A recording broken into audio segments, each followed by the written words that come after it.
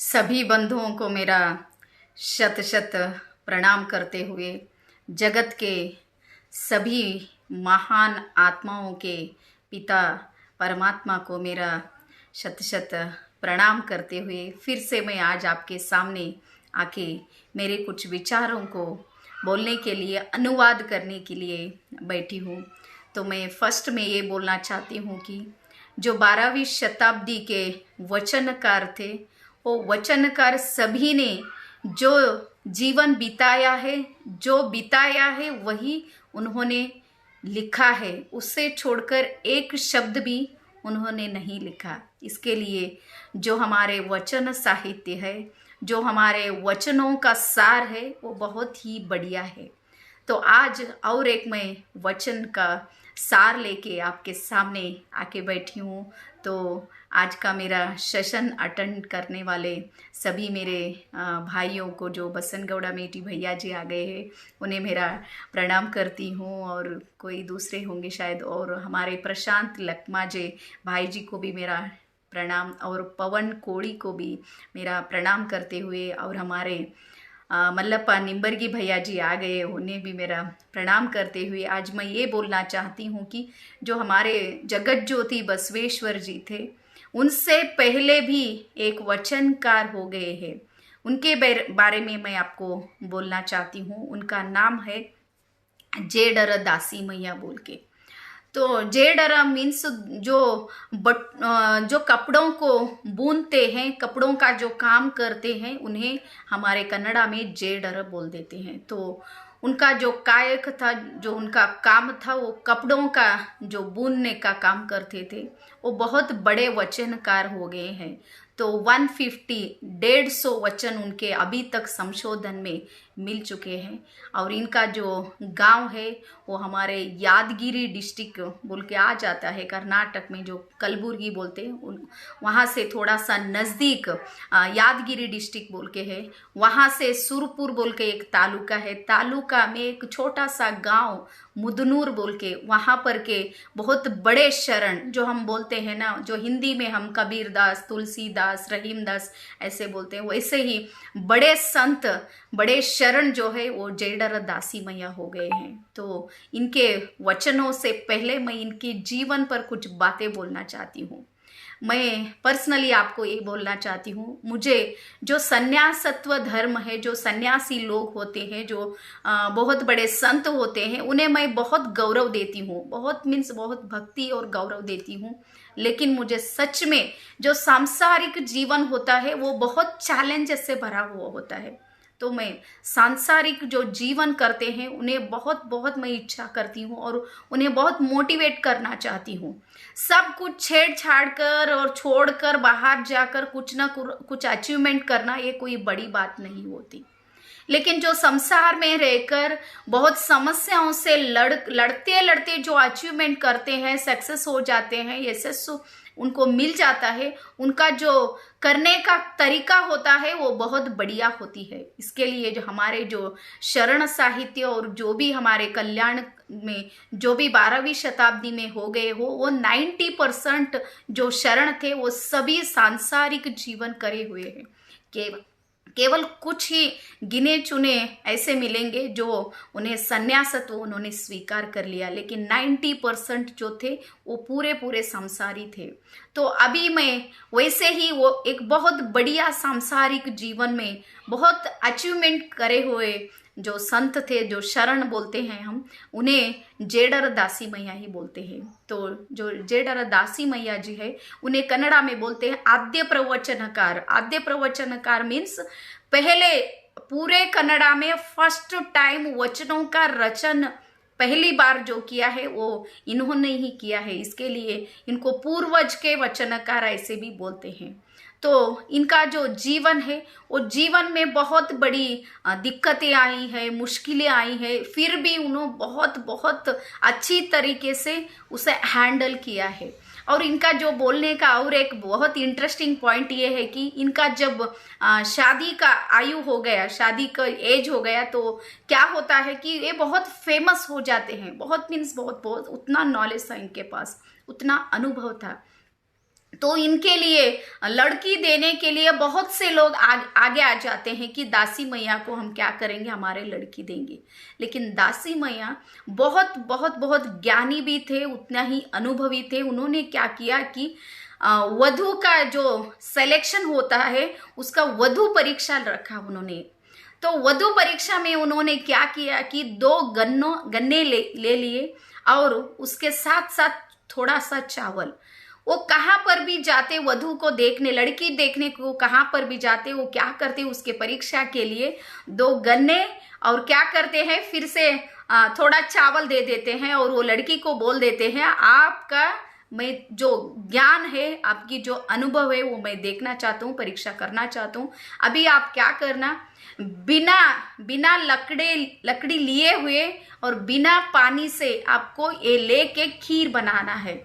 तो बहुत से 99% जो भी लड़कियां थे उन्होंने ये मेरे से नहीं होगा बोलकर वो रिजेक्ट करे, ना बोले, फेलिवर हुए।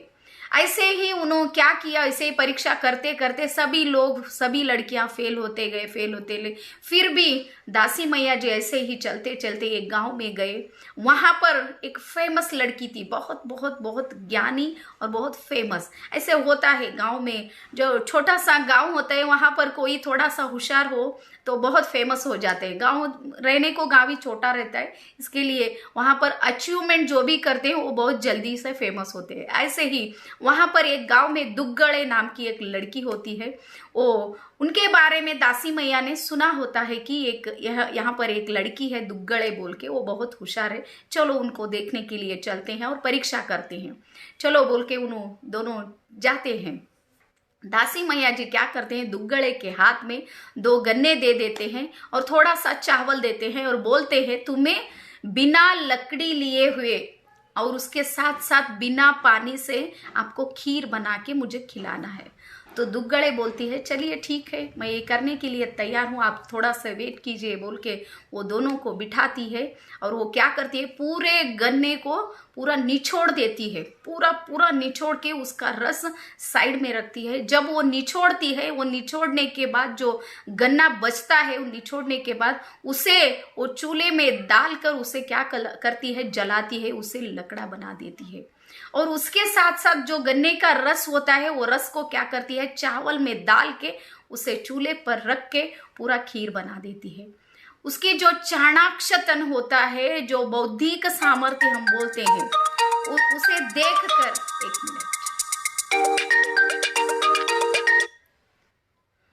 मिनट, तो उसे देखकर दासी मैया जी बहुत बहुत परेशान हो जाते हैं और दुग्गड़े को एक्सेप्ट कर लेते हैं कि चलो आपके साथ मैं शादी करूंगा।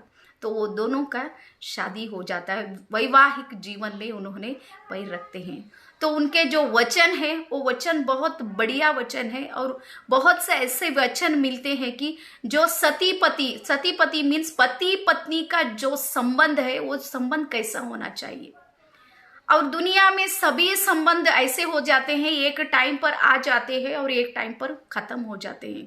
लेकिन दुनिया में एक ऐसा संबंध है जो कभी खत्म ही नहीं होता, वो होता है कि वो पति पत्नी का संबंध होता है।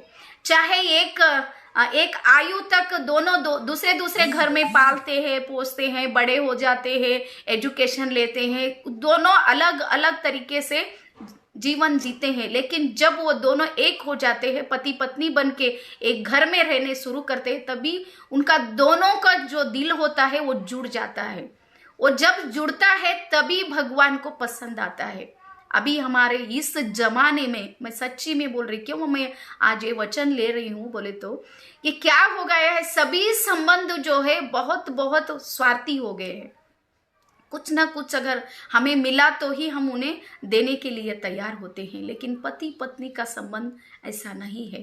पति पत्नी के संबंध में सिर्फ एक ही चलता है कि सिर्फ देने को शुरू करो, बहुत से प्यार दे दो, बहुत से अपना जो कुछ भी है वो देने को शुरू करो, तभी सांसारिक जीवन होता है वो अच्छी तरह से चलता है।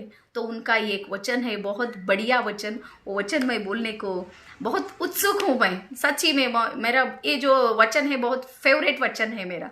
ये बोलते हैं कि सतीपतिगळೊಂದಾದ ಭಕ್ತಿ ಹಿತವಾಗಿಪ್ಪುದು ಶಿವಂಗೆ। और बोलते हैं आगे, ಸತಿಪತಿಗಳೊಂದಾಗದವನ ಭಕ್ತಿ ಅಮೃತದೊಳು ವಿಷ ಬೆರೆದಂತೆ ಕಾಣ ರಾಮನಾಥ। अभी दासी मैया जी बोलते हैं कि रामनाथा इनका जो अंकित नाम मीन्स जो भगवान का नाम लेकर ही वचन को पूरे करे किया है। जो कुछ भी वचन है वहां पर एक आपको अंकित नाम मिलेगा ही मिलेगा।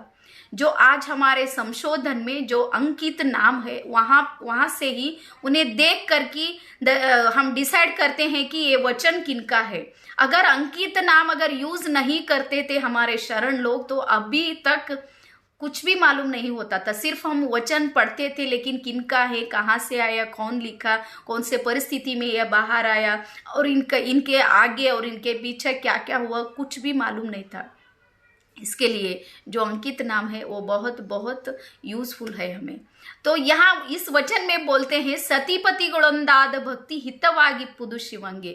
मीन्स जो पति पत्नी होते हैं ये दोनों, ये जब जुड़ के दोनों एक होके अगर भगवान को प्रार्थना किया या पूजा किया कुछ और भी किया तो भगवान को बहुत बड़ा खुशी मिलता है, स्वयं भगवान खुश हो जाता है।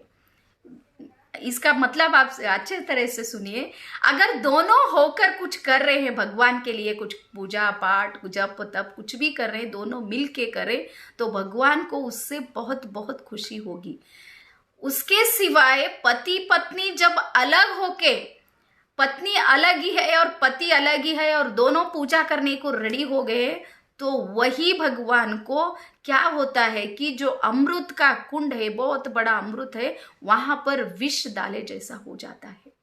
तो दासी मैया जी कहते हैं जो पति पत्नी होते हैं जो एकजुट होके करना है, कुछ भी करो आप सांसारिक जीवन में, अगर आपको फाइनेंशियल कुछ करना है दोनों एक होके कीजिए। और जो सामाजिक कुछ कार्य करना चाहते हैं, अभी हमारे में बहुत बड़ी दिक्कत ये है कि जिस घर में पति सोशल माइंडेड होता है, सोशल को कुछ करना चाहता है, बड़ा दिल बड़ा सोच बड़ा योजना करता है पति, उस घर में पत्नी बहुत बहुत सिकुड़ती है, बहुत छोटे दिल वाली होती है, रोज रोज झगड़ा खेलते हैं, रोज रोज परेशानियां उठाना पड़ता है। और कई बार ऐसे हो जाता है कुछ घर में पत्नी बहुत बहुत सोशल माइंड होती है, बहुत से कुछ करना चाहती है सोशल के बारे में, कुछ ना कुछ किनको तो सहाय करना हेल्प करना बोलकर सोचती है। उस घर में पति सबको कुछ भी करने नहीं देता, सबको क्या करता है अभी इसको ना करो बोलकर टालने शुरू करता है, तभी भी वो पूरा नहीं होता। लेकिन जो सच्चाई में जो दाम्पत्य होता है, सच्चाई में जो पति पत्नी होते हैं, वो दोनों का स्वभाव ऐसा होना चाहिए कि सपोर्टिव होना है। शायद वो दोनों में एक को अगर उसके बारे में मालूम नहीं तो चलो ठीक है वो कर रहे हैं, उनको कुछ ना कुछ सपोर्ट देना है। ऐसे कौन सोचता है वही आगे बढ़ता है। अगर दोनों में अगर एडजस्टमेंट ही नहीं, मेरे सर बोलते हैं कभी भी एडजस्टमेंट इज डेवलपमेंट, तो हमारे जो सांसारिक जीवन है सिर्फ और सिर्फ एडजस्टमेंट पर ही चलता है। हम बहुत बार सोचते हैं कि बहुत नॉलेज होने से दाम्पत्य जीवन अच्छा होगा, नहीं होगा। बहुत दोनों भी बहुत बढ़िया होशियार हो गए तो भी क्या होता है अंदर अहंकार आ जाता है। और बीवी भी बहुत बड़ी पोस्ट पर है और पति भी बहुत बड़ा पोस्ट पर रहे तो दोनों का एडजस्टमेंट नहीं होता। बहुत बार ऐसे हम देखते हैं, दोनों डॉक्टर है लेकिन रात में दोनों लड़ने शुरू करते हैं, क्योंकि उनका जो भाव है वो भाव में प्यार ही नहीं, सिर्फ अहंकार भरा हुआ होता है। इसके लिए मैं कभी भी सभी को ये बोलती हूँ, जब हमारा जो घर का दरवाजा है, दरवाजे के बाहर जो भी हम अचीवमेंट करते हैं वहां अचीवमेंट हमें बहुत सफलता देती है, बहुत मान देती है, सम्मान देती है, बहुत से प्रशंसा देती है। घर से बाहर जो भी करो, लेकिन जो किया हुआ जो काम है वही काम अगर घर में आकर हम अहंकार से बोलने लगे तो वहां पर हम फेलियर हो जाएंगे। इसके लिए कभी भी जो सांसारिक जीवन है, सांसारिक जीवन में हमें बहुत बार फेलियर को फेस करना पड़ता है, फेलिवर को एक्सेप्ट करना पड़ता है, क्योंकि जो पति होते हैं हमसे थोड़ा तो बड़े होते हैं।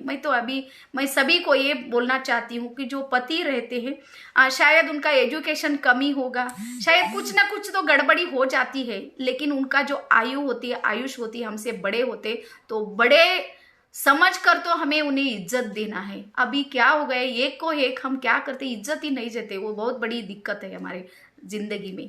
तो दोनों मिलकर जो भी काम करते हैं वो 100% पूरा होता है, क्योंकि स्वयं भगवान उन्हें आशीर्वाद देता है। तो इसके लिए मैं सभी हमारे बंधुओं को बोलना चाहती हूँ, होगा अभी 100% परफेक्ट पेयर्स बोलकर कोई नहीं रहते। जो जोड़ी रहती है वो 100% किसी का भी नहीं होता। लेकिन मैं ये बोल देती हूँ कि 99% ओके रहेगा। लेकिन एक ऐसा होगा, जो एक ऐसा स्वभाव होगा पत्नी के पास कि वो पति को अच्छा नहीं लगेगा। वो एक ही स्वभाव हमारा होता है। जो हम लेडीज रहते हैं वो हम बहुत बक बक करते रहते हैं, बहुत बातें करते रहते हैं, छोटे छोटे बात को बहुत क्या बोलते हैं, बहुत लेवल पर बहुत चीख के चिल्ला के बोलना शुरू करते हैं। वो अच्छा नहीं लगता जो जेंट्स होते हैं। और जेंट्स का जो एक स्वभाव है, आप बुरा मत मानिए लेकिन फैक्ट है, वो ये है कि टाइम पर घर को नहीं आते। और जो हम खाना बनाते हैं उसका प्रशंसा नहीं करते। ये बड़ी दिक्कत है। ये ऐसे छोटी छोटी बातें हैं, 1% ही रहता है, उसे एडजस्ट करना है, उसे संभालना है, उसे सोचना है, उसको एक्सेप्ट करना है। चलो ठीक है, इतना अच्छा है, 99% तो उन्होंने ठीक है, तो 1% में क्या जाएगा। परफेक्ट तो पूरे संसार में कोई नहीं सिवाय एक भगवान से। मैं सच्ची में बोल रही हूँ, एक भगवान ही ऐसा है जो पूरा 100% परफेक्ट है। उसे छोड़कर आप कहीं भी जाओ, क्या भी करो, कुछ भी अचीवमेंट करो, कुछ ना कुछ गलती होगी ही, कुछ ना कुछ तो आगे पीछे होगा ही। वैसे ही हमारे स्वभाव जो रहते हैं 100% ओके नहीं होते। एक ना एक तो गलती होती ही रहती है। जो गलती करता है उसे ही इंसान बोलते हैं। तो हमारे गलतियों को सुधार के एक को एक एडजस्टमेंट करके हम जीवन बिताना, यही हमें दासी मैया और दुग्गड़े सिखाते हैं। ये दोनों का जोड़ी है ना, बहुत बहुत ब्यूटीफुल है। उनका बहुत से वचन है। मैं कल और परसों इसी बारे में बोलना चाहती हूँ। बहुत अच्छे अच्छे वचन है जो हमारे सांसारिक जीवन को, अभी जो मोमेंट है, प्रेजेंट मोमेंट में सभी संबंध एक तरफ है और पति पत्नी का संबंध एक तरफ है। मैं सच्ची में बोल रही, हमारे घर में कोर्ट में ड्यूटी करते हैं और बोलते हैं कि जितने जो केस है वो केस में 50% ओनली डिवोर्स केस होते हैं। 50% देखो हमारा कहाँ पर जा रहा है। हमारा भारत का इतिहास कितना बड़ा था, हमारा देश बहुत से संस्कृति संस्कार को अब तक भी बहुत लोग प्रशंसा करते हैं। पूरे वर्ल्ड में हमारे देश के जो दाम्पत्य जीवन है उसे प्रशंसा करते हैं। लेकिन हमारे देश में ऐसे कुछ हो रहा है कि एक को एक एडजस्टमेंट नहीं कर रहे। इसके लिए हमें सीखना चाहिए। और परफेक्ट बोलकर कोई भी नहीं रहता। इसके लिए जो है सो है, वही भगवान का दिया हुआ बहुत बड़ा गिफ्ट है। मैं सच्ची में बोलती हूँ। इसके लिए वो गिफ्ट को कैसे हम संभालना, ये हमारे पास चाहिए। हम क्या करते हैं, खोने के बाद उसके प्रशंसा करने शुरू करते हैं। वो हमारे से चले जाने के बाद उनके बारे में बहुत से वर्णन करना चाहते हैं, बहुत रोते हैं धोते हैं। उससे अच्छा है कि जब है तभी अच्छा रहो, उनके साथ एडजस्टमेंट से रहो। कुछ ना कुछ होता है। अगर हमारे घर में एक बच्चा है, कुछ तो भूल करता है, तो क्या उसे छोड़ देते हैं? नहीं छोड़ते। हम उसे सुधारने की कोशिश करते हैं। इसके लिए कुछ तो आगे पीछे गलती हुआ तो सुधार लेकर जिंदगी को आगे बढ़ाना है, छोड़ना नहीं। छोड़ना ही जिंदगी नहीं है, पकड़ के रहना है और आगे बढ़ना है। एक को एक हेल्प कर लेना है, तभी सांसारिक जीवन यशस्वी हो जाता है। इतना बोल के आज के मेरा जो 2 वचन है उसे मैं यहाँ पर विराम देती हूँ। और कल से फिर मैं यही दाम्पत्य जीवन के जो भी इनका वचन है वही मैं विश्लेषण करना चाहती हूँ। सभी को और एक बार मेरा शरणु शरणार्थी धन्यवाद। नमस्ते।